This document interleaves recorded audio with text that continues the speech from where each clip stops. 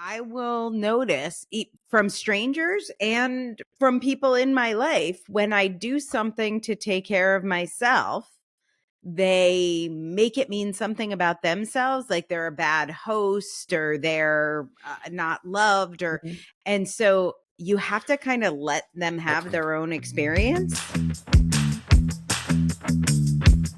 Episode 66, Sunglasses Are Autistic.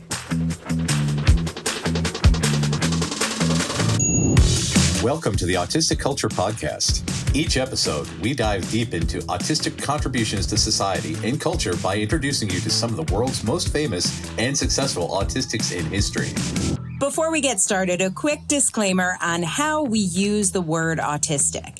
The purpose of this show is not to diagnose the people or characters we discuss as autistic. While some may have announced being autistic, what we're really sharing here is our observation of what is representative of autistic culture. It can sometimes be difficult for autistic people to celebrate our natural tendencies and traits due to the perception of autism as a disorder that needs to be fixed, a long history of damaging medical interventions to get autistics to fit in with mainstream culture, and protective masking skills many of us have developed to try to stay safe. Whether you are autistic or just love someone who is, your hosts, Dr. Angela Lowry, the linguistic autistic, and licensed psychological practitioner Matt Lowry, welcome you to take this time to be fully immersed in the language, values, traditions, norms, and identity of Autistica.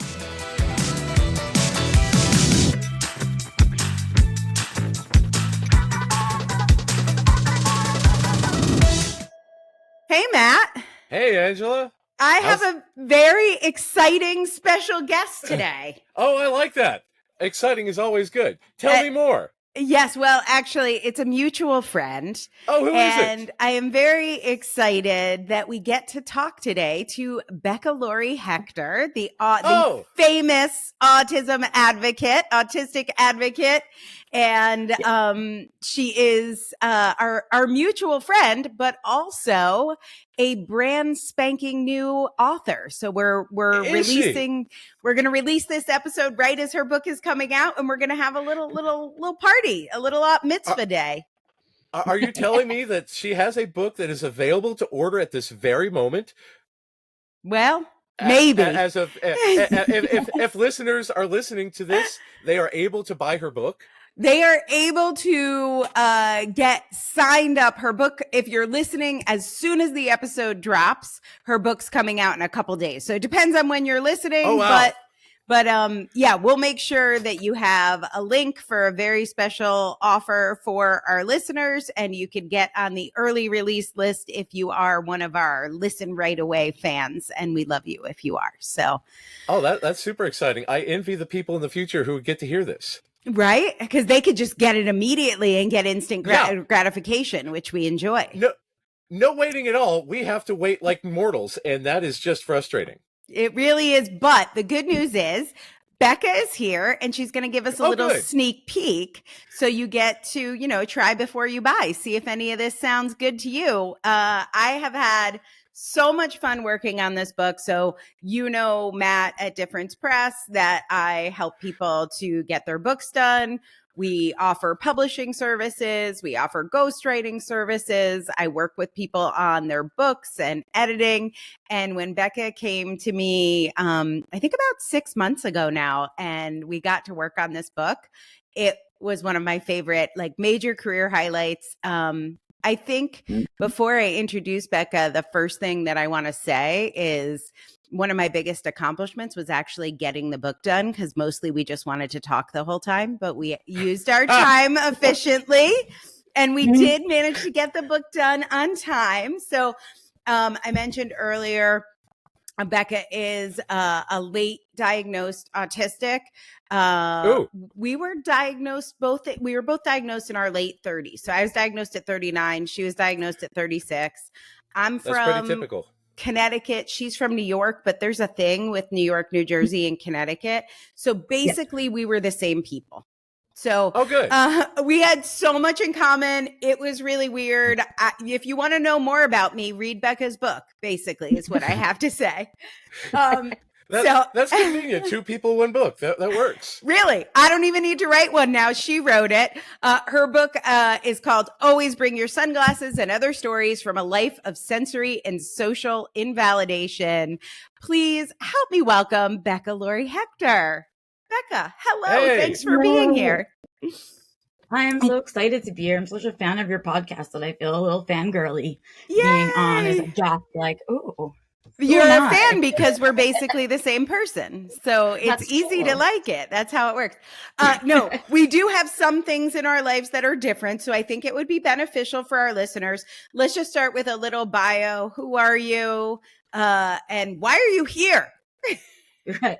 Who am I? Why am I here? I ask myself both of those questions a lot. But what I will tell you is what I tell other people, right? I got the time of my autism diagnosis, I was 3 years suicidal and homebound. Yeah. I had done 15 different jobs in 13 years, could not make employment work for myself, no matter how hard I was trying.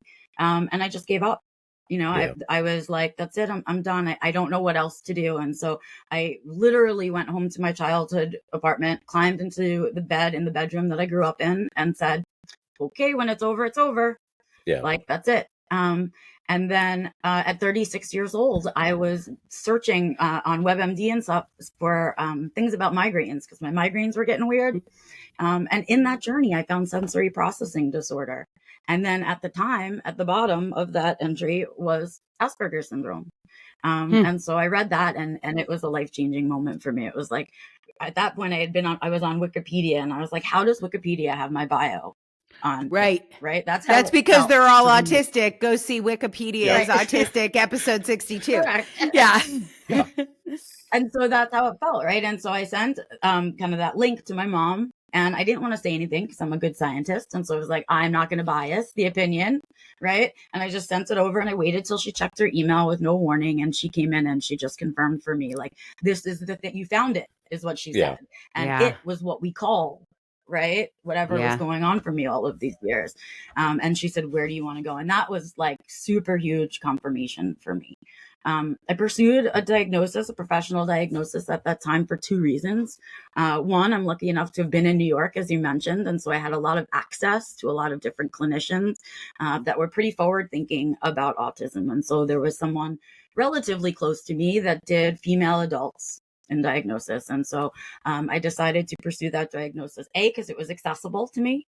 And though not covered by insurance, and also the fact that I was so unwell mentally that I didn't trust my own opinion. Like I was so defeated and low in my self-esteem and my confidence that I didn't believe my own thoughts. Like, how could I have found this thing that nobody had ever found, right?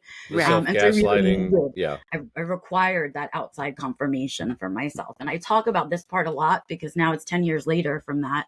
And we really do embrace self-identification, right? We do. Because it is a valid thing and it is not accessible to everybody for all kinds of reasons, money included. And then it's also often a bad experience. Like if you and your mom felt like you found it and then you went to a doctor and they're like, listen, you can make eye contact. Yeah. And so it was a lot of luck, right? It was a lot of just synchronistic timing for me and all of those things. But if those things hadn't happened, I would be dead right now. Like I am on borrowed time right now is how I look at it. And then knowing how our mortality rates are so high and that we tend to die so much earlier, right? I'm not only on borrowed time, I'm on limited borrowed time right now. And that means that I really have to try to get things done. And that's what I did with my diagnosis. It was like, oh my God, this is life-changing. There should never be a little me ever again. This should never happen to somebody else ever again. And so I need to pay it forward. It literally saved my life and I have to pay that forward. Well, and that's the thing, because when you found out who you really are, you were 36. That's our average life expectancy. Yep. Oh, don't think it doesn't happen in here. It's really. Yeah. That hit right in time. It was literally like that for me. I meet so many autistic people, particularly autistic women, just because that's who I end up meeting, not because that's the case, who have the exact same story. And it's my story too, of like, I was either going to die or get this diagnosis like that. Like, and how many people just don't get the diagnosis? Well, right. How scary is that part? right? Just how scary is it to think about all the people we've missed? And then on the other side of it, of course, we have to listen to all the people telling us, oh my God, there's a plague of autism. It's coming for us, right? And it's like, no, we're doing a better job at recognizing it, right? And and we're learning all those little intricacies that we had been missing all of this time. That's what's happening. Right. The overdiagnosis thing is my biggest pet peeve. Yeah. I'm like, are you kidding me? It's massively underdiagnosed and you are killing it. It is so irresponsible to say it's an epidemic, it's overdiagnosed, it's whatever in the food. No, what it is right now for a lot of us is a death sentence, right? That's the truth, right? An undiagnosed autistic person it's impossible to take care of yourself. Yeah. You don't have the information you need. You're completely, like I used to tell people, I was 36 years old walking around like this. That's what I was like, doo-doo, la la. By the way, for those of you listening, she's covering one eye. Right. I'm covering my right eye, right? And I walked around with one eye covered my entire, till I was 36. And then at 36, I got a diagnosis, and that diagnosis felt like someone taking my hand off my face. Yeah. I'm going, no, honey, you have two eyes, and this is depth perception. And this is right. And so I went from making uneducated guesses about how to go through life to making informed decisions. And that, right? Yeah. That's a game changer. Yeah. That is huge. And so I want to spend a little time talking about your mommy, because I've got very close to her working on this book. And I would say, like, your mom is pretty unique, a single mom in New York City. And nobody was diagnosing women of our age. And also we're going to talk about twice exceptional and what that means. So it's not like she didn't take you to the right doctor. It's not like she didn't do this. And like with the information she had, she made some pretty good guesses. Yeah. And it's still, this book is sort of a reflection, I think, of a conversation you maybe had with her when you shared your diagnosis with her. Yeah. My mom and I were really, really close.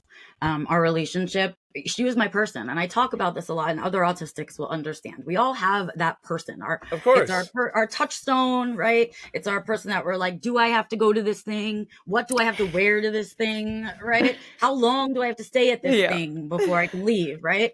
And so we all have that person who's, right? Or the person who makes excuses for us if they need to. And that person, right? Who we can just say, I'm tired. I had to do all of this today and I just want to cry, right? And so autistics all need one. We just need one. We don't need a lot. We don't need a whole like band of brothers. We just need one person. And my mom was that one person for me my whole life. She was the one person who accepted me wholly and completely with all of my fallacies, like all of my differences, all of the things that made life difficult for us. She just understood that was just who I am. And I am lucky because she was a child of the 60s, and that's what made her like that, right? She was an ex-hippie, but I think there was, and so she was super open-minded about that stuff. A lot of the people who love us and know us before our diagnosis have to go through a certain grieving process of their own. Like for us, it's like, how would things have been different? For them, it's like a whole different process. And for some people, right? Well, I think for your mom, there was a lot of guilt. For my mom, I mean, maybe it was guilt too. For my mom, it was more like, could we please stop talking about this? Suddenly it was like, don't ask, don't tell. So avoid it, right? And that is fascinating because, like the whole Autism Speaks thing about their 100-day kit is to hold a funeral for your child. Right. Because the child that you thought you had is dead. So you need to say, oh, my poor dead neurotypical child. But this, from an autism affirming way, is to mourn, oh my God, I missed it. This is the person I've always been. And that certainly was my mom's experience, right? I was going to say that conversation sort of inspired the book, because what did your mom say? It did. She literally, her literal words to me were, I don't know how I missed it. Like, how could I have missed it? What could I have known? What could I have done differently? What could I have done differently? They were questions. That I couldn't answer for her because I barely knew myself when I got diagnosed, right? I had a whole journey of self-discovery to go through at that time. But we were dealing with it in a different way. I was grieving little me, right? Yeah. I was angry and sad for little me, who did not get the assistance that they needed, who had their reality invalidated every turn that it could be, who had to mask their way through every single event they'd ever been through, right? Including, you know, on a daily basis at work or school or whatever, right? Yeah. And so I had a lot to unpack myself. But for my mom, it was grief about poor parenting, right? Like there was a lot of guilt that she was an only parent, right? Why, if someone else was around, maybe we could have done, right? If there was more help, if she had someone else to talk to about it and process it through with, right? All of those things. I didn't have siblings. I was an only child, which means she had no one to compare me to either. Right. And so I got blessed by that in a really cool way. Right. Like I just got to be me and it wasn't being compared with a normal sibling or anything like that. And so it was really, she set up this idea for me, which I still live with and a lot of autistics live with, that home is your safe place. Right. Yeah. That you know, and that was by instinct that she did that. Right. Home is a safe place. You can be as wacky and weird as you want to be at home. You can do what you need to do for yourself at home. And this is where you can be yourself. And you maybe can't be like that out in the rest of the world, but let's create a safe space for you. And nothing makes me sadder than finding out that autistics can't even be safe at home. Oh my God. Yeah. Or in their room. That mask at home is brutal to me. Brutal. Yeah. Like what, and never being able to take your mask off. Yeah. Oh my God. I can't, like I had this tiny little piece of solace, but that's what kept me regulated. And I cannot imagine if I didn't have that. So that's what I think about. But my mom was like, oh man, my poor child was struggling this whole time and I didn't do the right things. Or, you know, that was the language she was using. Right. Yeah. And so my conversation back to her was like, no way, man, you can't know what you don't know. Right? Like that's not fair.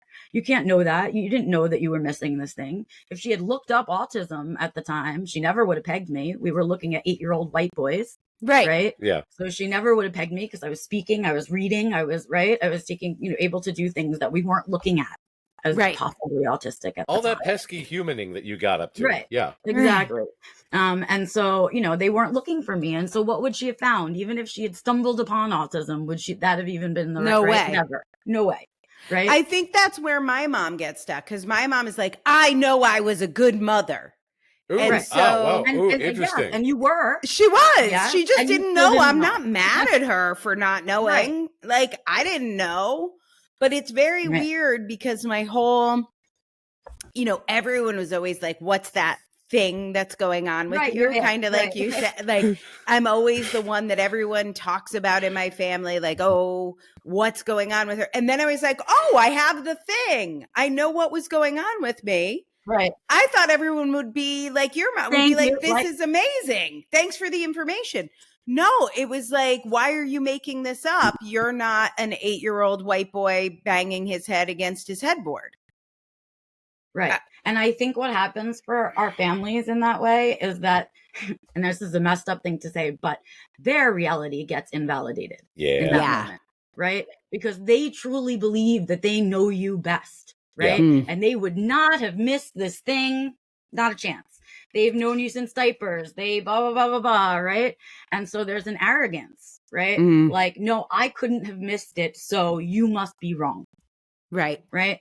But what we're saying is, no, I'm sorry. What you believe to be true is not true. Right. Here's another fact for you. And while, you know, we're expected to move on with our lives when our reality gets invalidated, neurotypicals really struggle when we do that to them. Yeah. Right? Yes. And so, well, it's the top-down processing because it shakes literally everything. Yeah. So it's really just, it's an interesting, different set of grief. Different responses happen, but I want to say that 90% of us don't get the response that we would like to get. Yeah. Right? We don't receive that affirming response. Yeah. And that's why we need Autistica. That's why we need each other so much. So we do, right? I know so many of us, how there are so many of us alone, but we're all alone and isolated until that moment of identification. We have no sense of belonging or community until that moment. Yeah. You know? So, you're just a weirdo instead of your own weirdo by yourself. Exactly. Yeah. Once you find the community of weirdos, you know, the mothership lands and you're invited. Yeah. So I know after your diagnosis, you set off over the next period of years to build a life you didn't need a vacation from. And I want to talk about that. I know you have your self-defined living course and we're going to get into that, but let's go back a little bit and revisit some of the things that you write about in your book that were like, how did we miss this? This is obvious. So your book is called Always Bring Your Sunglasses. Maybe share a little bit about why sunglasses were so important to you. Yes. So this is, I think, going to sound really familiar to a lot of other autistics, right? But for most of my life, my needs were the least important thing on my list. Ouch. Right? Taking care of myself and what my body needed was the last thing I took care of every day. Of right? course. Because I was so busy making the people around me comfortable that I was uncomfortable. That's what I tell people. Yeah. Right? And so that was a really crazy way to live. And when I got my diagnosis, it was really an opportunity to sort of start over. Right? To be like, hold on, I have a wholly new set of rules to play by.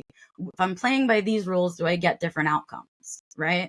And that was my curiosity. And that was my autistic brain, because a lot of people in that fork, when you get your diagnosis, could just be angry about it and stay in the anger and get your social security and just stay there with it. Angry at the world, collect your money, hide in your house, all of those things. That's an option for us when we get, and it's a rightful option. I mean, you were denied a lot of supports for a lot of your life, and we often get to really ugly places because of that, right?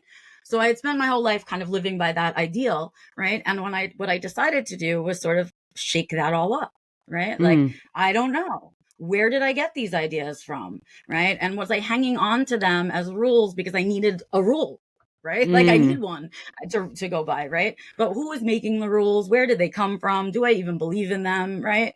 All of those things were questions that I was starting to have. And I really had always struggled in employment. So I started with a word that had sort of, I don't know, chased me, trapped me. And that was the word success. Ooh, right? Loaded, Talk right? More. Talk more. Yeah. So loaded. What does that word mean? Yeah. Right? And, I had been, like all of us, kind of had it saturated into my brain what it means to be successful, right? Job, own a home, have a partner, have children, own your car, right? Those are the lists. I think a right? 401k is involved. Pretty sure a 401k is involved. For sure. I don't really Health know what that insurance, means, life but it insurance. seems like it should be. Yeah. It does. Like all of those adulting things, right? Yeah. And I was like, okay, well, I had spent 36 years chasing that because I was trying to make everyone in my life happy, right? Because when they're satisfied, they leave us alone.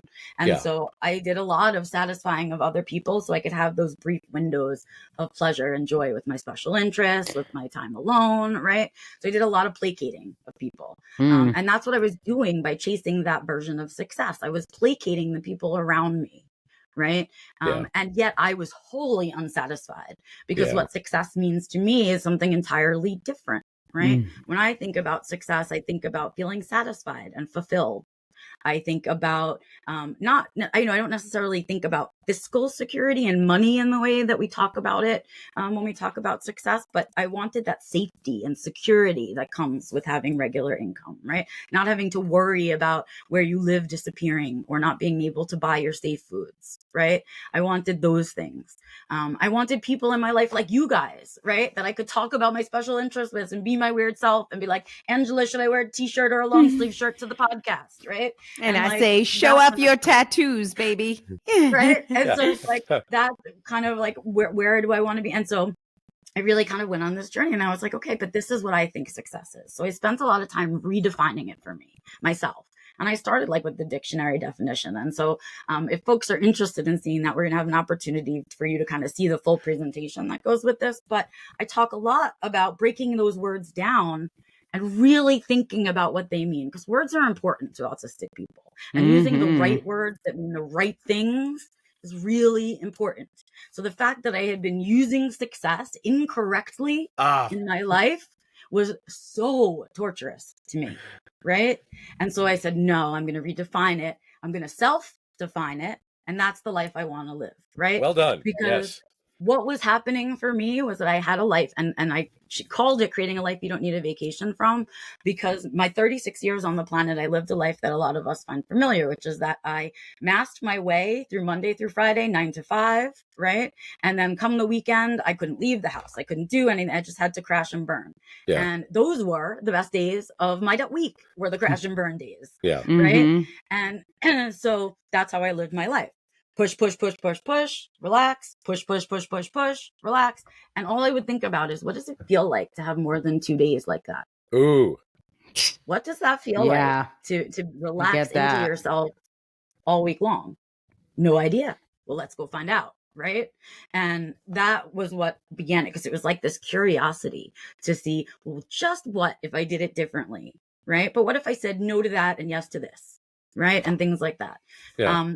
And I stopped protecting myself, which was another thing that a lot of us do, which is we start to say no to everything. Yeah. Oh, yeah. Saying no, even if you might have had a good time, at least you're guaranteed that you're not taking on something that you don't like, and you don't get stuck somewhere you don't want to be. Right. So what we all do is, in an effort to protect ourselves and save our energy, our first instinct response is no. Someone asks you to go do something, especially if it's last minute. Nope. Yep. Nope. Yep. Nope. You want to try this new food? You want to go to this new place? Nope. Nope. Right. Because the less energy we have, the less we can give to a new event. Yeah. And it's so hard to know what you're going to have energy for. Well, we call that expectation and sensitivity. Right. And so it's all of these things that, like, we have words for it now. I didn't have words for this. I was like, blind bat, right? How am I going to get through this? And so I started to think about all those things. And another one for me was love, and what love looks like, and what love feels like, and how we experience love. That's something that I, up until my diagnosis, only experienced with animals. I never really experienced true love with another human being. I never felt connected to other human beings in that way. I never trusted human beings in that way. And so those were all my close relationships. And getting my diagnosis made it a little bit easier for me to recognize the people that were safe like animals are safe. Right. And that kind of thing. And then, right, you going down the toxic people with like loophole. You're just down there in the suck of it. And you start to realize how many toxic people you've allowed into your life, and how many times you've let that rule your decision making, and all of those things. And so I started making all of these shifts, and it was like, okay, I'm going to start doing this. And I started unmasking in more places. Right. And I start, just pushing my own boundaries. And what that did for me was allow me to recognize just how debilitating my sensory sensitivities are. Right. They are truly, for me, my personal brand of autism, the hardest thing that I deal with. It's the most challenging for me. Right. And is vision the worst? Is sunglasses? Because I'm guessing that connects to the migraines conversation. Yes. So light sensitivity is the biggest one for me. That's your biggest one. So mine is definitely smells, like, and it sounds so dumb because who cares? But if I don't have, like, you're always bring my sunglasses. Mine is, I always bring like a scarf that I can like wrap around my face, because if I am somewhere with a smell, my IQ goes to 0, and I'm going to need to take the next 2 days off. Right. Well, that's what it is. Right. And so the sunglasses was my entry into what I call our autistic prepper's bag. It's like our prep bag. And we all have one, right? We all have one where we keep, right? Like, it's, for women, perhaps it hides as a purse, but it's still an autistic prepper's bag. Let's be real, right? Love it has our sour candies for the emergencies, our sunglasses, our earplugs, right? I have all those things. Right? My 2 phones, my like a gazillion things in there. And they are all literally there in case the world gets too big and I got to do something about it. Yeah. Right. And that's something that I didn't understand how to make for myself, or how to not be embarrassed and ashamed about either for a really long time. So the sunglasses was the first way, my first entry into unmasking and dealing with those needs. I said to you guys in the beginning before we were recording, and I'll mention it here, people used to make fun of me before diagnosis and say I look like the Unabomber, which, if you don't know what that is, because it's an old reference now, please Google the Unabomber and you'll see the sketch of the Unabomber. And that is what I look like. I used to wear a black hoodie, a weighted black hoodie, didn't understand why I was doing it. Hood on, sunglasses, right? Then I'd have a backpack on that had all my supplies, right? And then, like, I'd make my way through the world because I lived in New York City. I had to travel into Manhattan to go to work. And I don't think, unless you've lived in New York City or been there, that you can fully understand what that sensory experience is like. Talk about smells, Angela. Is that special? And yes, so, I really, can smell New York right now, just as you're talking about it. Yeah. Right? Nothing like warm human sweat and piss to just start out your day. Right? Maybe some coffee floating through it. But that's what it's like. And I had lived there my whole life like that. I was going on 40 years old living there. And so my first realization was, I got to get out of here.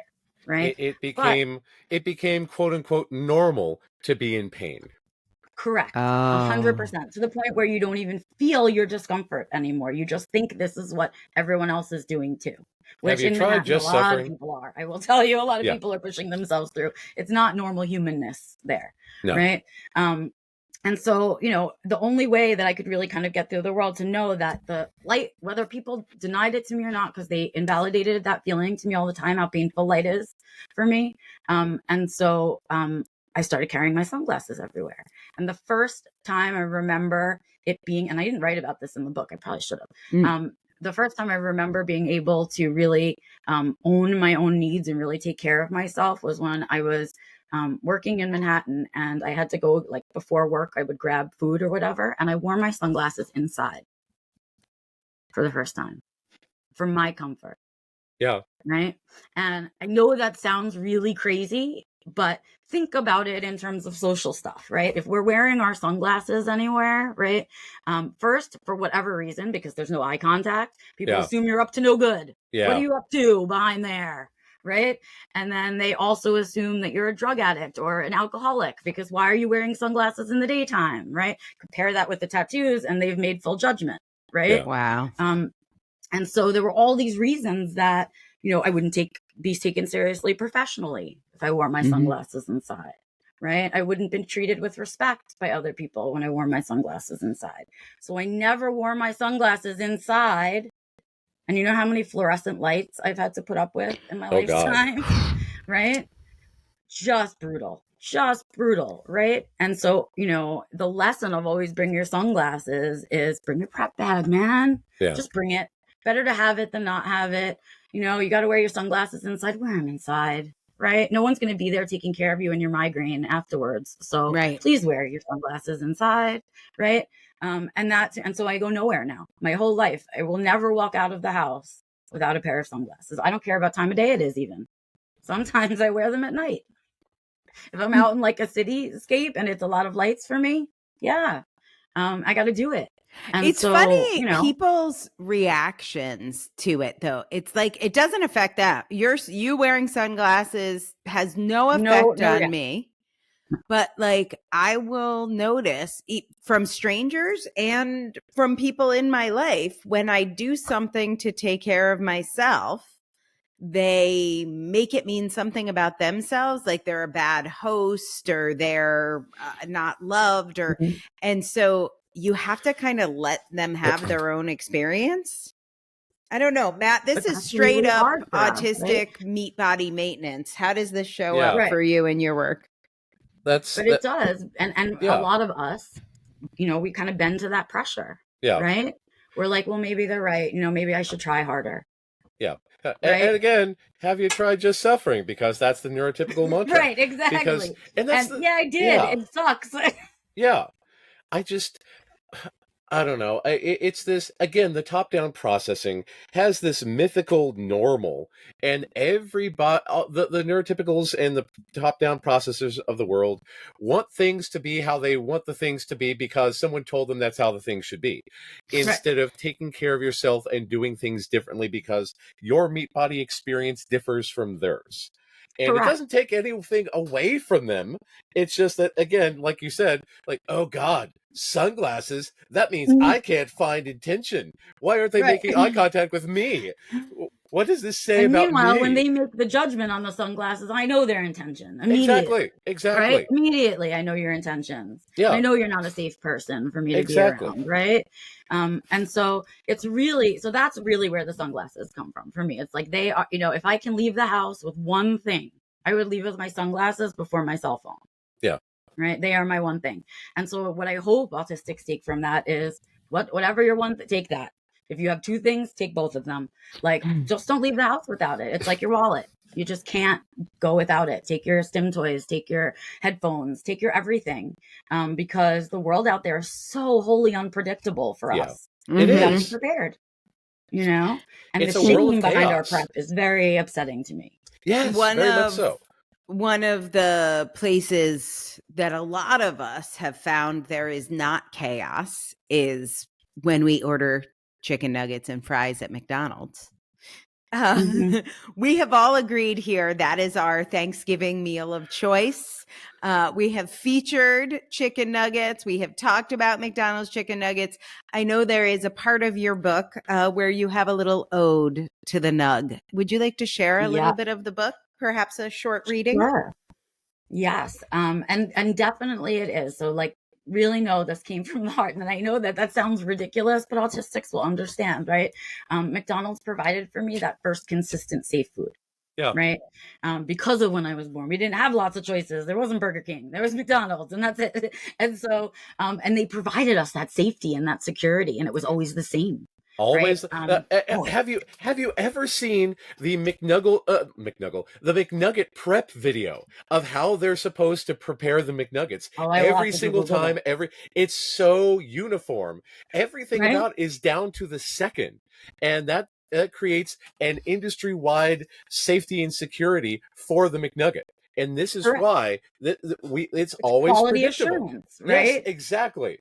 And we appreciate quality assurance. We appreciate consistency in your menu. Right? Because when everything hits the fan, I can always go to McDonald's and grab some nuggets, and they're always going to be the same. Yes. Right? So I got to go to the doctor. The doctor's got to go around and touch me and do things and ask all kinds of things that I want to talk about.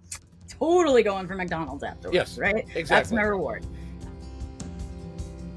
We love sharing stories of autistic culture. And if you are seeing yourself in any of these stories and you're wondering if maybe you're one of us, or maybe you're already diagnosed or self-diagnosed, and you want to know if Matt can help you live your life better and be more authentically autistic, check out his website at mattlowrylpp.com.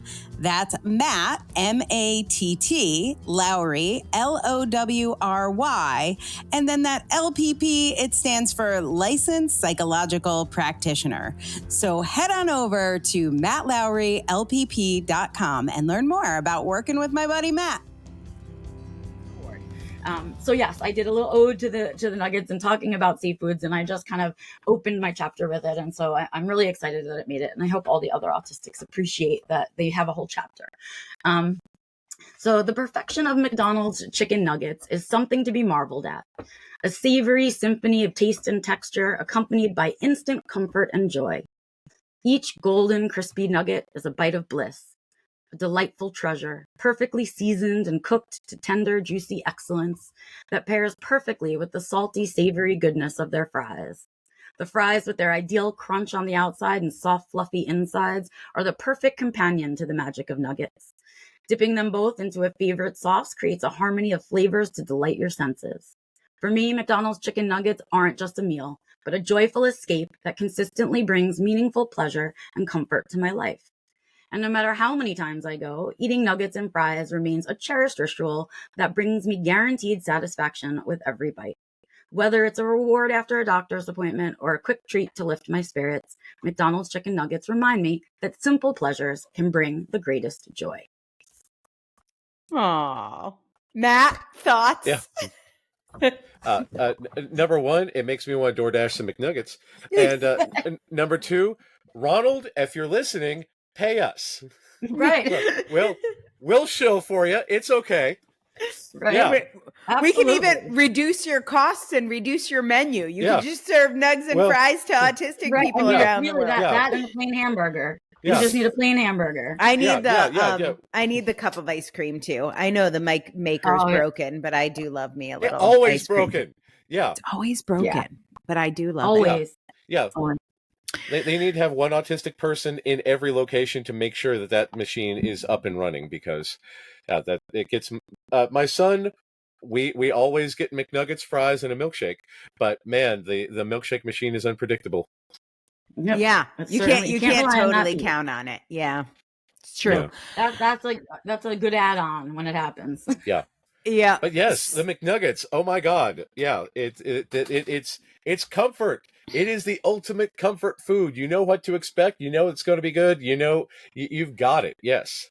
So here's the thing. There are many layers of diagnosis, whether you are a family or a couple, or if you're a single person, like there's still other people that are affected, your job, maybe it's having to deal with processing benefits and government bureaucracies. Like it is not one thing. But sensory sensitivities, if you are not addressing them, are going to make everything else harder.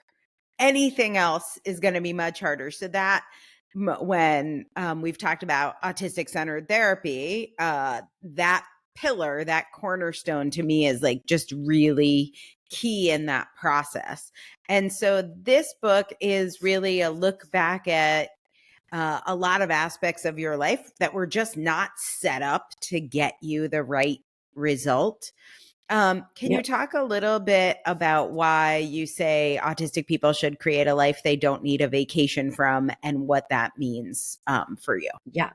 So I started to talk a little bit how I was living for those weekends, right? Oh, yeah. And what would it feel like if it was longer than just 2 days and all of that? Because I noticed that in my head, I was like, and I've never been a wealthy person. I've always struggled with work. I came from a single family home and blue collar neighborhood, right? So it's not like I ever came from money. We always had to work, right? I always had to do those things. And so this concept of like, we're having a job where you could go on a vacation, like a paid vacation, was foreign to me. That idea, I had never experienced that. And I used to dream about it. What does it feel like to be able to just go on vacation and have like 2 weeks where you don't have to do anything, right?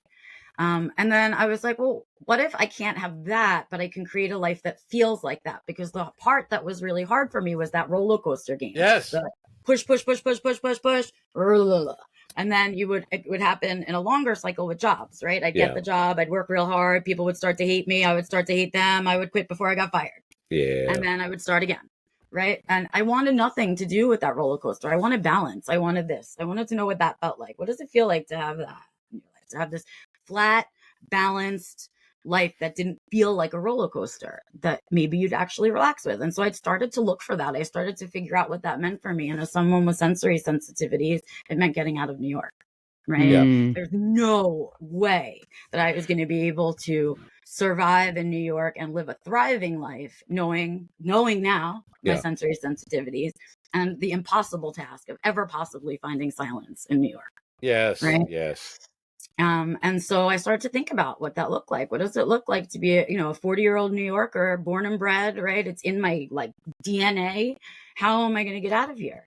And it was hard. It really wasn't an easy task because it's expensive to live there. So it's hard to save, right? To get out. But I finally was able to get out. And by that time, I met my husband. I'd already started to do a lot of this self-defined living work to create this life I didn't need a vacation from, right? What kind of job? I started thinking about what work would look like. I started thinking about clothes and what clothes I was forcing myself to wear versus I wasn't forcing myself to. Start to think about makeup and my nails and my hair and all the things that I wore pantyhose for people. Oh, God. Okay, I wore pantyhose. The pantyhose cracks me up. Oh, it just is so, because you think, nothing about it is good, right? And I did it every day. I put on like a suit. Like, forget it, right? And so I started to think about, no, I don't want anything to do with that, right? And what does that feel like? And I had an opportunity to travel to Colorado with my husband. We went to Red Rocks, not for a concert, but to go walk the trails.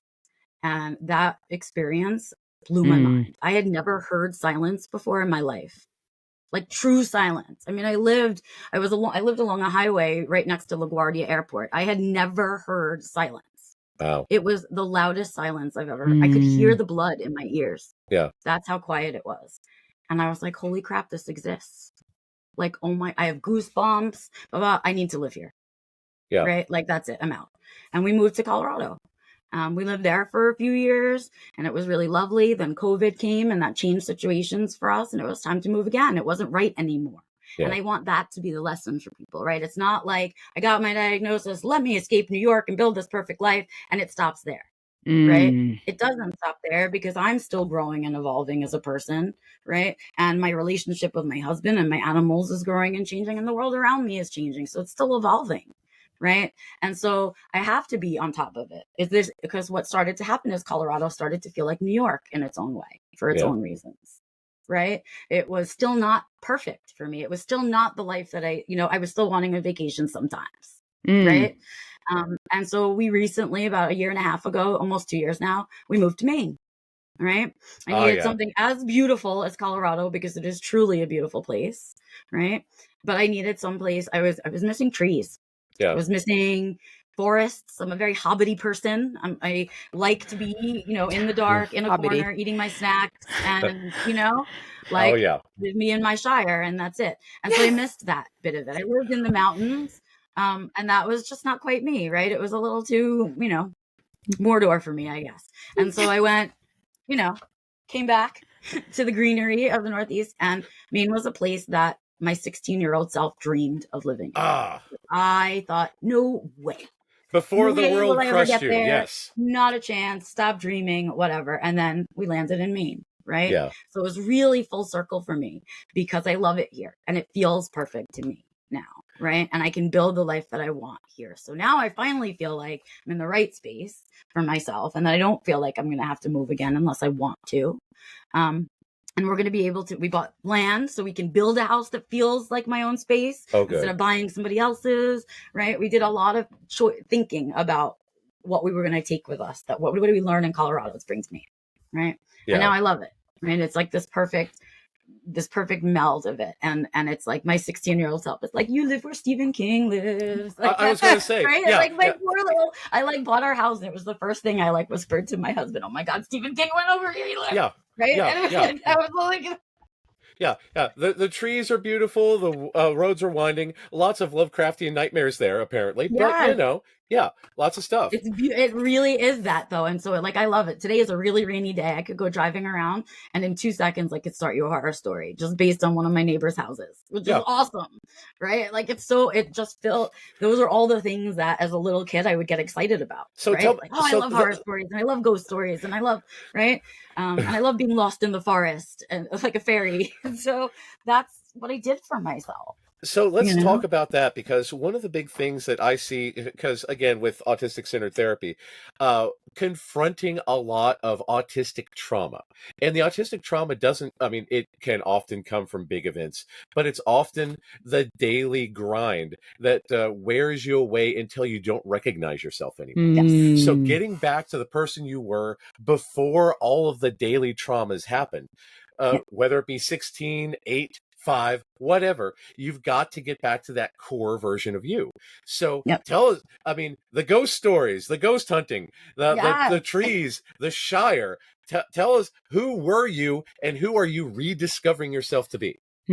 I really am. So I really believe that for a lot of us, and I don't know, I hear a lot of people tell me their stories. I share my story, right? And a lot of us around the year of 8 or 9 years old, there's something about that time period for all of us developmentally that we become self-aware in a way that we weren't self-aware before. And I feel like a lot of us at about that time start with masking. Yeah. Because we start to look at our peers, right? So I went back that far. Okay. Yeah. I went back, let me find that poor child, right? That just wanted to run in puddles and didn't understand why we couldn't shower outside in the rain, right? And all of those things. I had that question. I went back to that little kid, right? And that's what I was looking for, right? And really, in truth, and this is a crazy thing to say out loud, but I was the closest to my most authentic self when I was 16 to 17 years old. Yeah. Right. Why is it crazy? Because it feels like, how are you wholly formed at 16? You're not. Right. Yeah. But I'm not. But that person that I was then was dressing for their comfort in the way that felt good for them.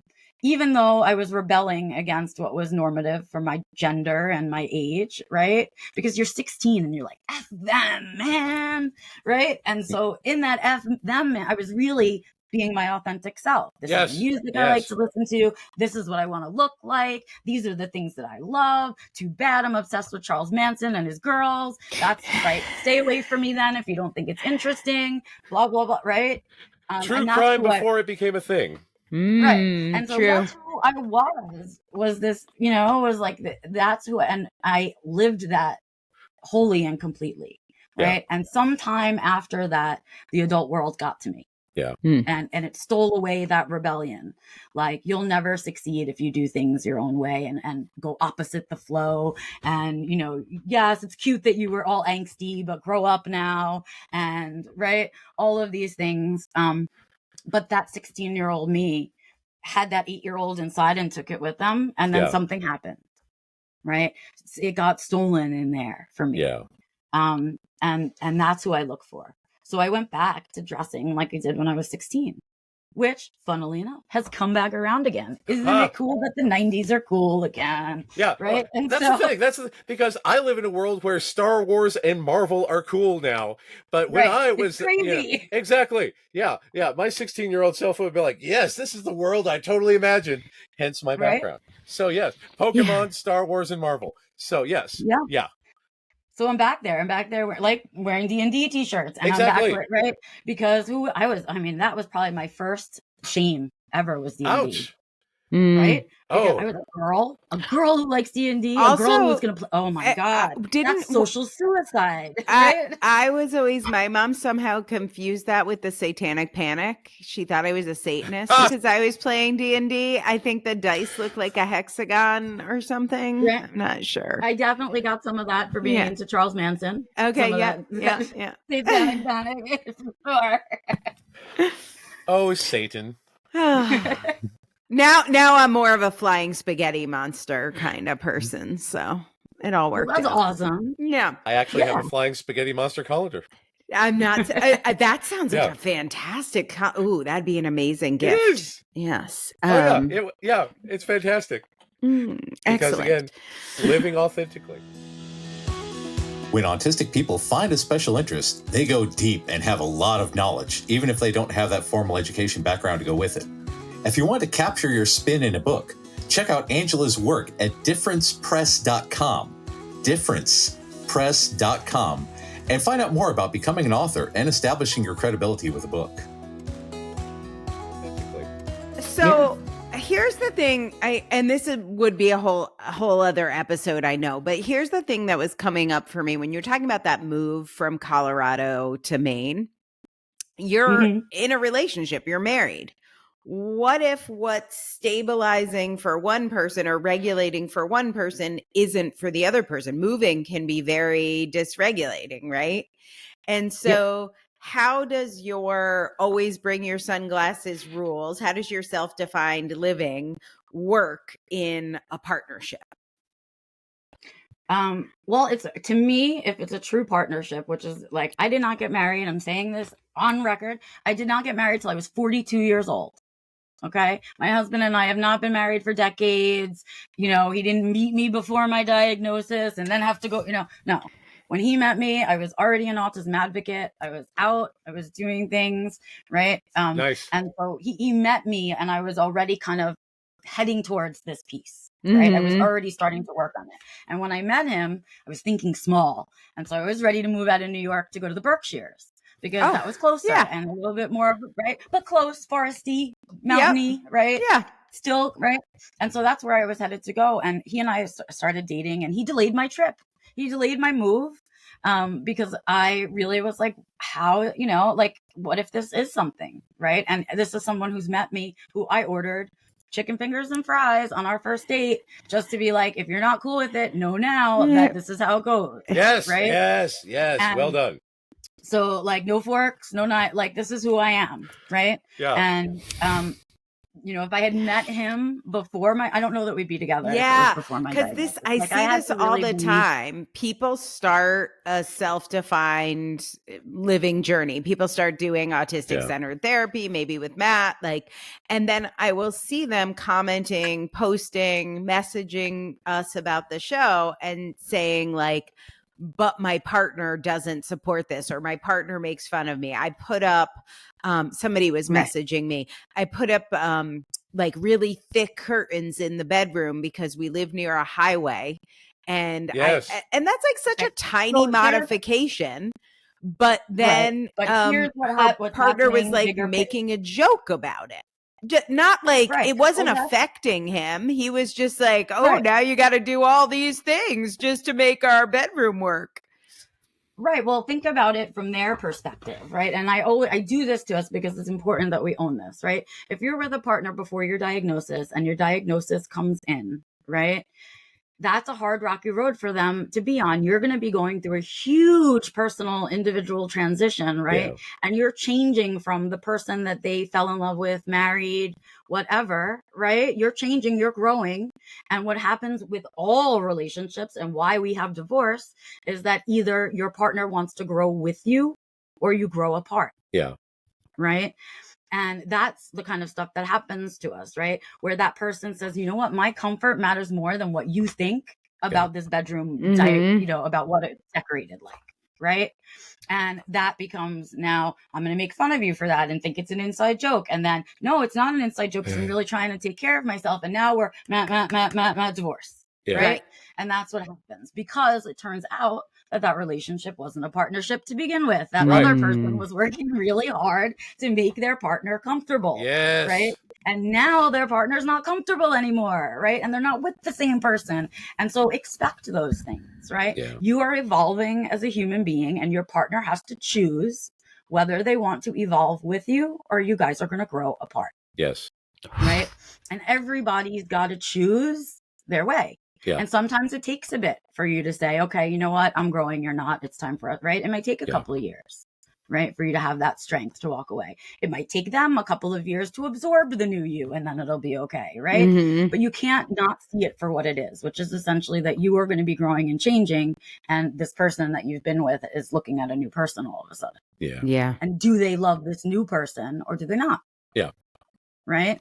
And so for me, my experience was a little different. My person met me, but I was like, I'm an autistic person with a purpose, which is like, so either hang on for the ride or watch out, like get out of the way.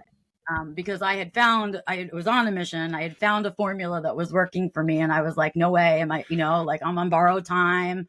Like I think that's the big thing. It kind of goes back to how we started. A lot of the decisions that I've made since my diagnosis have been because the other option is I can do it your way, but I'm going to die relatively soon. Right. Yeah. I will die by suicide. And this is the other option. So it seems very dramatic because it's like, it's just about putting the captions on the TV or, like it's about these, like all these tiny things that what's happening through those tiny things is your partner is going, who is this person? Right. Right. That's asking to do something. Like they usually just sit there quietly and take it. Right. Yeah. And so it's a really big change in a dynamic of a relationship that happens. It happens in our dynamic with our parents sometimes in diagnosis or our siblings. Right. Too. Yeah. Again, it's that, you're growing and changing and they can either love you as you grow and change or not love you for your growing and changing. Yeah. But the other option is to not grow and change, which is really like, yeah. Right. That doesn't work either if you're not happy. No. And so, it's all about like kind of that journey. And so for my husband, he was kind of learning how to step into that stuff too, as we met, like learning to find his authentic self and to honor the things and his strengths and the things that he's good at versus and the places where he wasn't happy with his life and, but was unmotivated to change. Right. Because he didn't know how to do things. And while we were together, he sort of discovered that he identifies as ADHD, right? And so now we're like this mixed neurology household.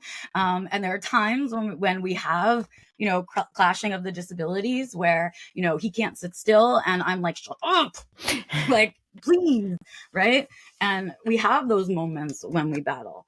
But what's really cool is our strengths balance each other out, right? He's good at so many more things than I am because he doesn't have my monotropic focus like that. Right. He'll try anything and like learn how to do a million things because it keeps him busy, right? And learning new things, blah, blah, blah, blah. And so he'll take care of it. And I'm good at one thing.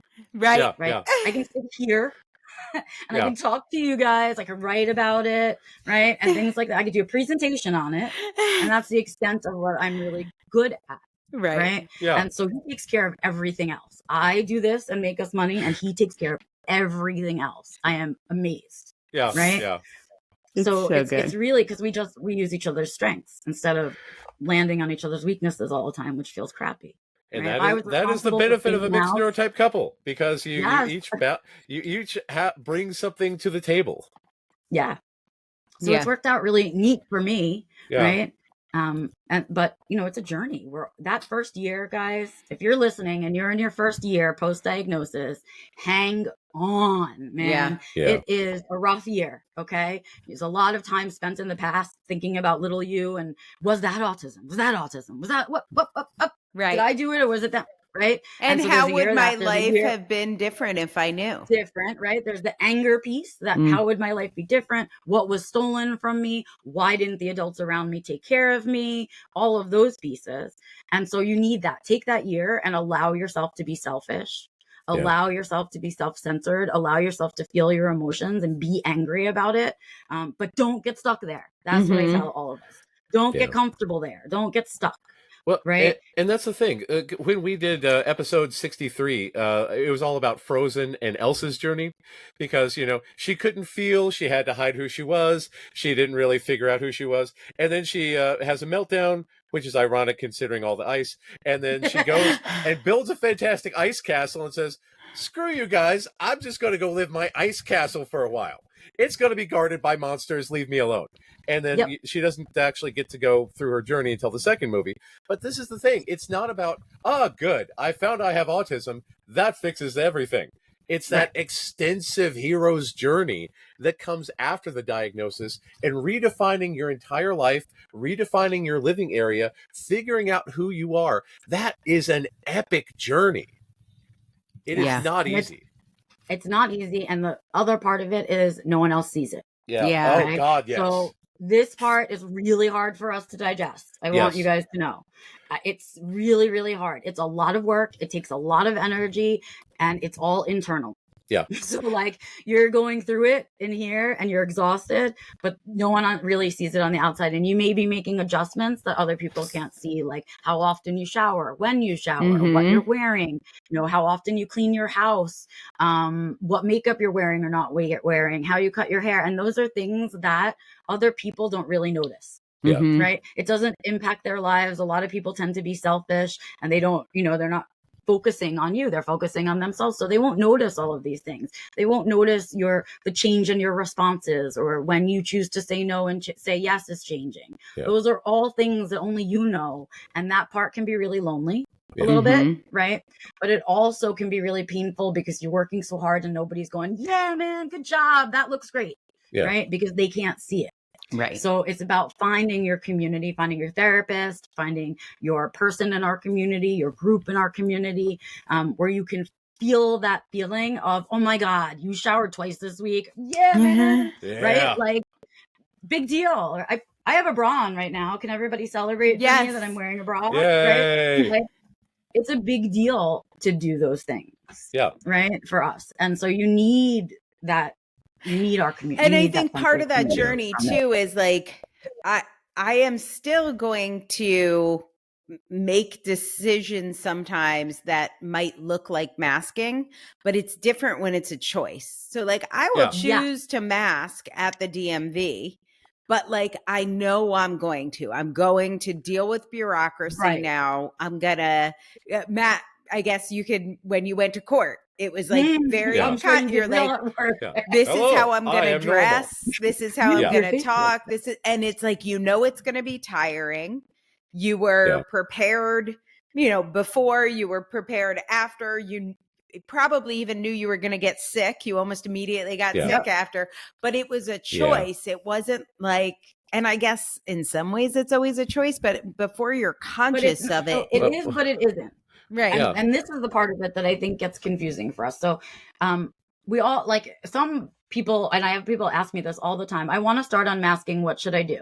Yeah. And I just want to be like, yeah, it's not a light switch. Yeah. So you can't just go over there and turn it on and off. You didn't learn to mask overnight and start using it. You picked it up. It's a slow skill set over time, and you've incorporated it into your life. And so take the amount of time that it took you to learn masking and double it for unmasking. Yeah. Right? Like understand that the time that it took you to build that up is the time that it takes you to dismantle it. Yeah. Just because your brain intellectually knows you don't want to do that anymore doesn't mean that you don't do it out of habit or that you don't do it because you need it. The difference is, for many of us, that masking skill set was our only skill set. Yeah. Right. So it wasn't really a choice. Yeah. Right. It was this or nothing. Right. And so we all learned to do that because we were getting positive responses from it. Right. We were having success, right, when using masking.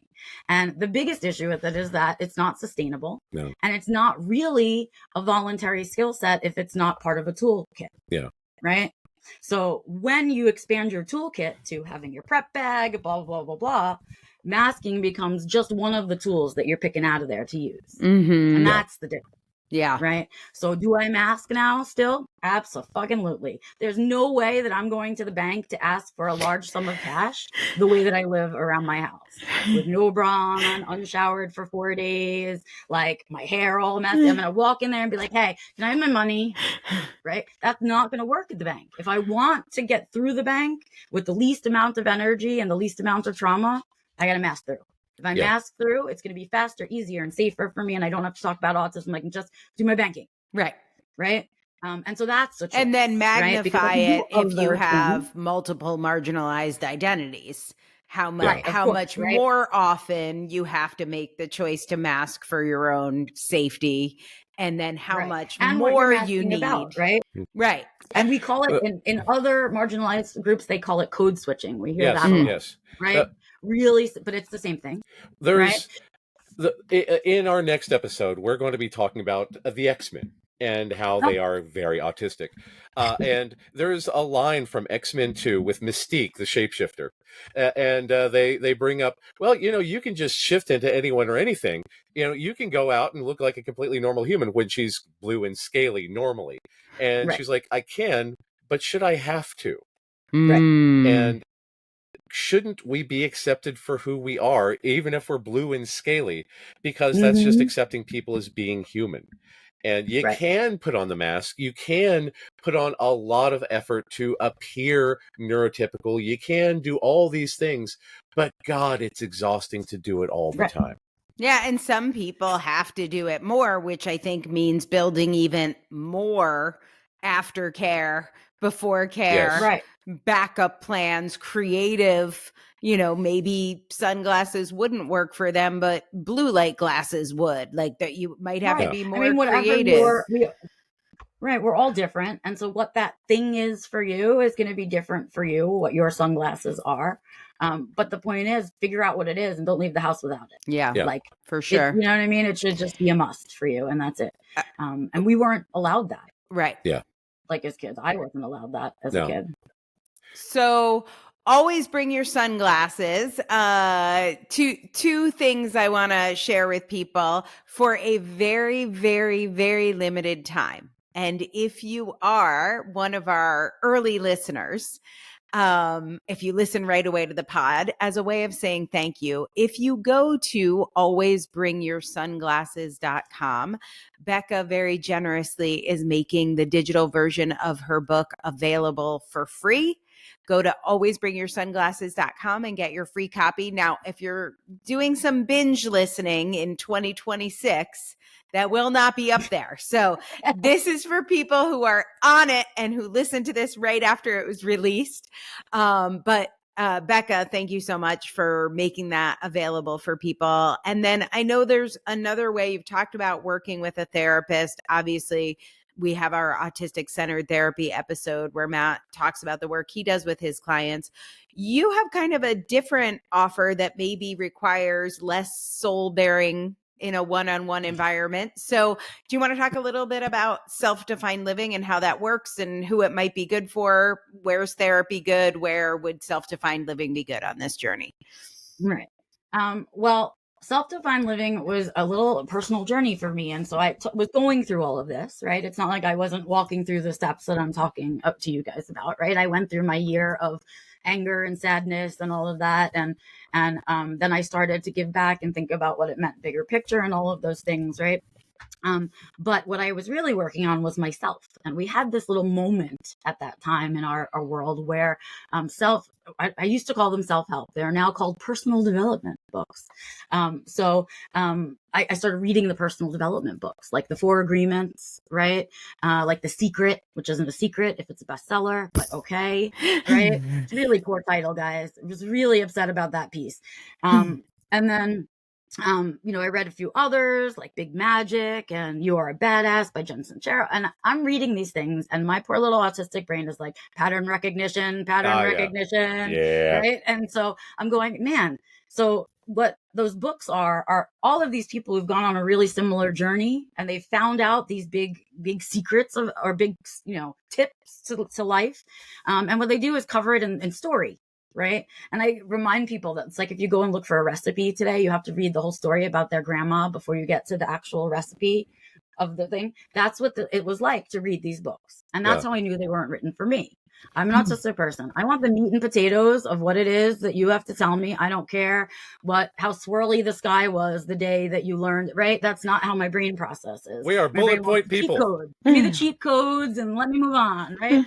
And so what ended up happening is I started to see the cheat codes and the patterns, that they were all telling different stories, but the lessons were the same. And when you looked at all the books together, they shared some lessons, right? Sometimes there would be like excess one. So then I was like, man, that's the cheat code. I see it. That's it.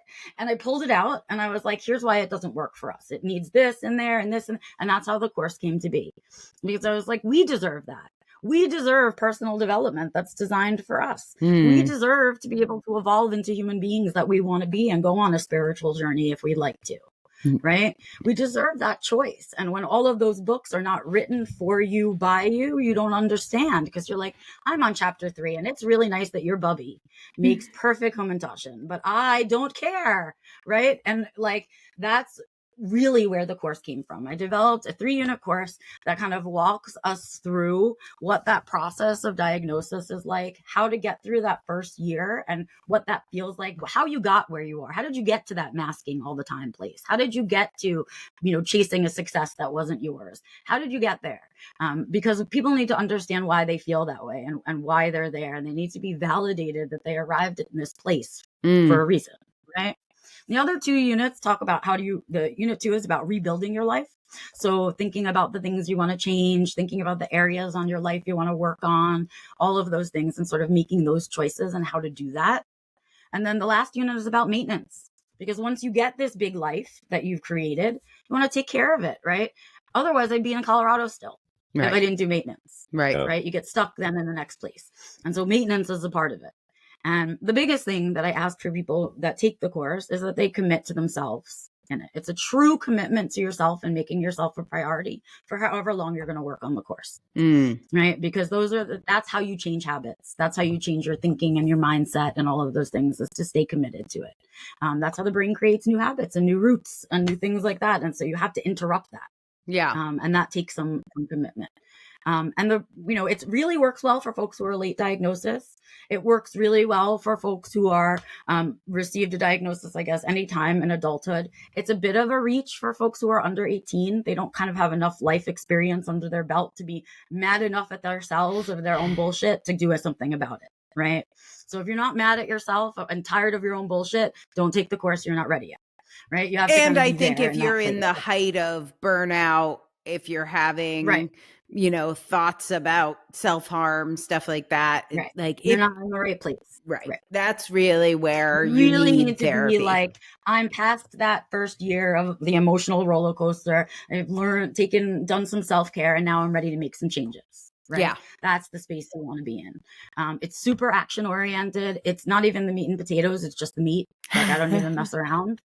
And like, it's 3 units of that. And I have folks who I think I taught it for the first time 4 years ago. And I have folks who still use it and still talk to me about it. And I still use the things that I teach in there for me, because the whole reason they got there is because they worked for me. And so it's like, okay, I'll pass it on. Don't read all those books. They're bullshit.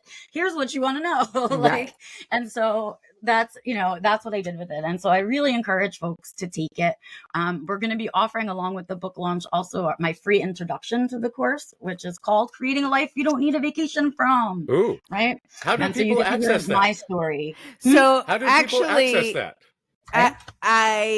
On that alwaysbringyourSunglasses.com page, we'll make sure we have a link to that as well. So yeah. Always bring your sunglasses, all one word.com. You got it, Matt. I know you already bring your sunglasses, but I do.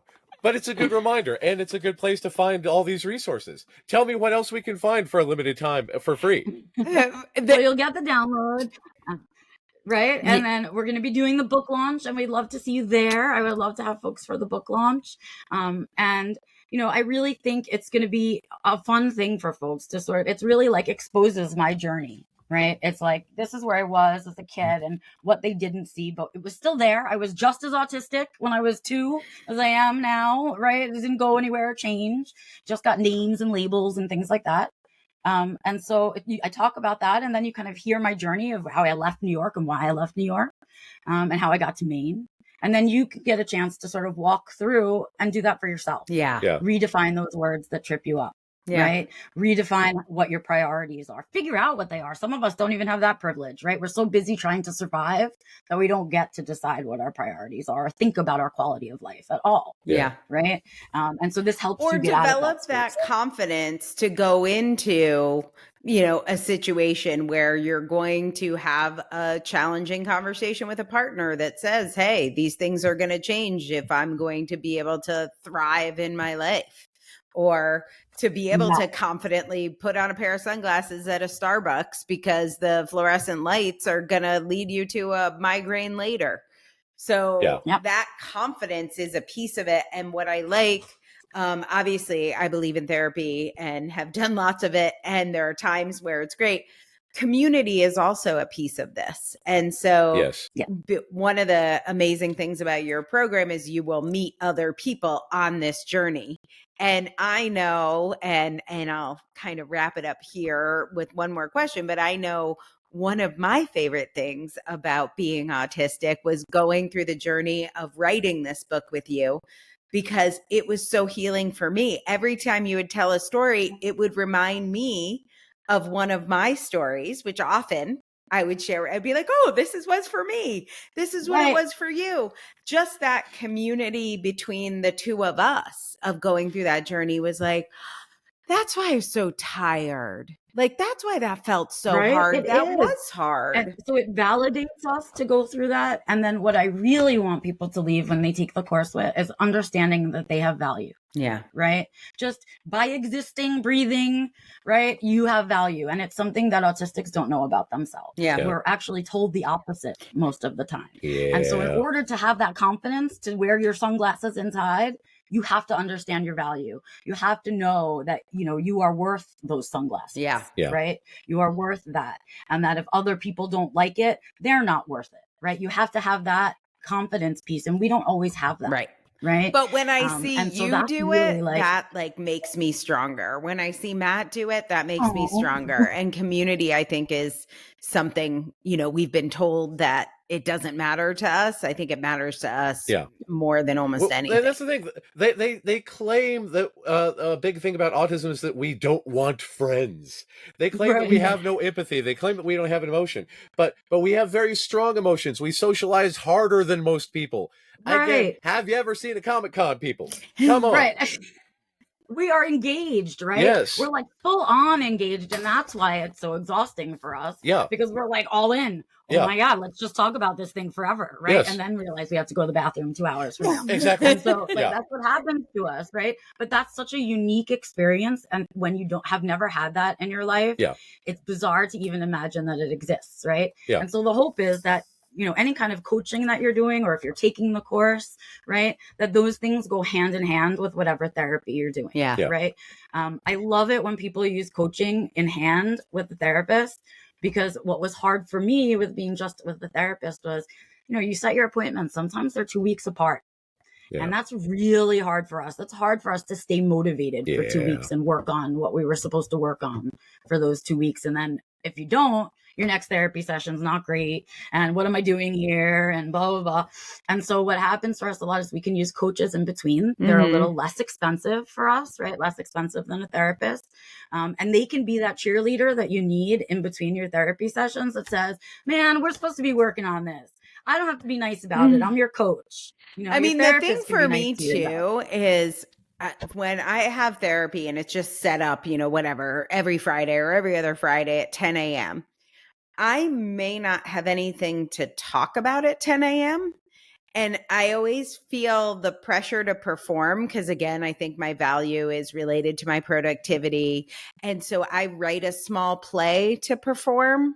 I try and think of like funny anecdotes just so I can be my therapist's favorite and then, you know, select a costume. And I have a whole theater kid thing that I have to get through with therapy because the alternative is they want you to like sit there quietly. I don't always know what to do. Well, that's what it is, right? It's really hard for us. That's because therapy is the opposite dynamic of what we are taught to perform out in the world. Exactly. Right? Talk about your problems. Like, talk about all the things you would never say out loud to this person. Right? No, I don't understand. And it's really hard for us to drop that masking. Right. That's another one of the things I like about for coaching is there's like a structure and tasks and assignments and worksheets, and I don't have to generate the material. I don't have to write a play. Like I don't know how what I have to bring to it is more in response, and I think I just do better if I know what are the rules, and then I can follow the instructions. And it's action oriented, right? That's what I like about it. That's what appeals to me about it is that it's like, oh, I have something to do now. Yeah. I know what to do now, and that's clear. I need to do this worksheet, or I need to be ready for group, or I need to be, you know, whatever it is. And so it's really, I just find it to be just a helpful alternative. You know, it's not a replacement for therapy. It's certainly not a replacement for medication. If you need medication, please take care of those things. I'm on medication. I see a doctor for my, like, does not replace. What it does is it supports, right? And it keeps you motivated. And it's another person for you to, you know, in between appointments have to email, that something came up, right? Because sometimes we want the kindness of our therapist and sometimes we need like a kick in the butt from our coach, right? And that's the difference, right? It's like my job as a coach is to keep you motivated and excited about working on yourself and not to, you know, hug you when you've had a bad day. That's what your therapist is for. Right. And so we do. Well, hold on. I feel like we need to let the therapist chime in. Therapist. I'm just thinking, what kind of a direct person would want to work with a direct person? I cannot imagine that. Yes. Somebody who's direct, really. But it can be a hard dynamic for us, I think. And some of us, and I'll be honest, I was really hesitant about therapy after my diagnosis. I had really shitty experiences. You should be. Before, there's so many terrible experiences because, again, they say, where are you feeling that? In my brain, where my feelings live. Right. Yes. Right. Yeah. I agree with that. But that's right. And that thing, if there's something, so sometimes it's easier to start with a coach and then you go to a therapist, right? Some people, it's an easier shift for them. Whatever it is, A, your coach should never be replacing your therapist. B, your coach is not, and your courses should not be replacing any medication. Yeah. That is not the job of it. It's to support those other therapies, to support your movement so that you don't stall out, to support, you know, that kind of thing. And so I, you know, like if you take my course and you have a therapist, I would gladly send a copy of the course to your therapist. Be like, here's what they took.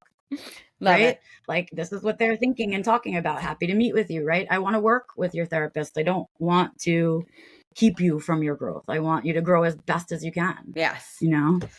All right. Well, I always like to end the show by finding out something you loved about being autistic. I'm going to ask Matt to end the show, but I'm going to ask you, Becca, and then Matt, get ready. What is something you loved about being autistic this week? This week? I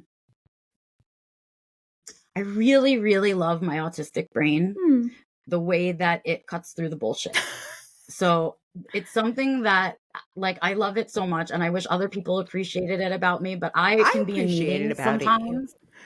And I just want to be like, you guys, I have heard everybody talk, and here's the solution to this problem, right? Like, because I can't, right? Like, I just want to cut to the chase, and I see the patterns, and I'm looking at the whole thing, and I'm going, yeah, I see I see it, right? But that is my biggest challenge also. Kind of recognition, yes. That I see the patterns and I know the solution, right? I love it. Because it will seem crazy to people, but that's my favorite part. Yes. Because for a way that I have always survived in employment was to understand that world is a lot like chess. I was just going to say, I was literally going to say, that sounds like our Chess is Autistic Queen's Gambit episode. So I'm going to include that in the show notes. How my brain does it. I love it. My brain looks at it like a board. Yes, totally. And I can't help it. I'm sorry I can see 5 moves ahead. I'm sorry, but I can't. Sorry, not sorry. Yeah, exactly. Yeah. Yep. Okay, Matt, bring us home. What did you love about being autistic this week? So since like November, I'll preface this by saying there's a spot in Indiana near a Target that has fountains, just the little ponds with fountains in them. My son loves them. And in November, they took the fountains out and presumably put them in a garage because they're floating. You know, they wanted to keep them, safe from winter. So he noticed that they were gone. I was like, yeah, they're gone. They'll probably come back in April when it's springtime. So literally every time we pass the fountain spot, he looks and says, no fountains, no fountains, no fountains for the past several months. And yesterday we were driving past. He said, the fountains are back. And I was like, oh, they're back. So we went and drove and parked. And he spent 2 solid hours studying the fountains, and he kept saying the fountains are back in April, and I was like, well, we're a few days off, but they gave us a few days early. The fountains are back in April. And then he just stood there and finally I was like, do you want to sit down and look at the fountains? Yes. So he just sat there for 2 solid hours studying these fountains because that's his monotropism, and we just had a great little peaceful day with the fountains because he was so delighted that the fountains were back. He didn't want to do anything else. He just wanted to look at the fountains. And that's my autistic son. I am delighted. He's a great little person, and I could not be happier. I don't personally have a monotropic interest in fountains, but I love looking at him look at the fountains because he was just noticing new stuff every time. Because that's the way he rolls. So much to see. I heard, this reminded me of that. I heard this quote is like, we talk all the time about how each snowflake is unique, but also is each potato. So yes, exactly. Here is to the joy of unique moments and noticing every single nuance of it all. So yes, exactly. Yeah. All right, you guys, listen, we appreciate you being here. Becca, thank you for being our guest and for offering this book for free to all of our listeners. We'll make sure it is in the show notes. What's that website again? It is alwaysbringyoursunglasses.com. Thanks for asking, Matt. And listen, we our next book coming out here is going to be Matt's. We're working on it. Becca jumped the queue, but get in line, get on our list, register over at autisticculturepodcast.com. We want to make sure that you are informed on all of this goodness, and we will always, when we can, offer you little freebies and bonuses like this. So thanks for being here. Can't wait to hear your comments. Tell us your stories, and make sure you share this podcast if it was helpful to you. So thanks, everyone. Bye. Have a good one. Thanks for listening to the Autistic Culture Podcast. If you like this show, you can help other people find it by taking a few minutes to rate and review on Spotify or Apple Podcasts. You can find out more about writing your book with me at differencepress.com. That's difference, DIFFERENCE, press, PRESS.com. Or getting a psychological evaluation or consult with me at www.mattlowrylpp.com. That's MATT, Matt Lowry, LOWRY, LPP, as in licensed psychological practitioner.com. We hope you enjoyed today's episode, and remember, no one ever changed the world by being like everyone else.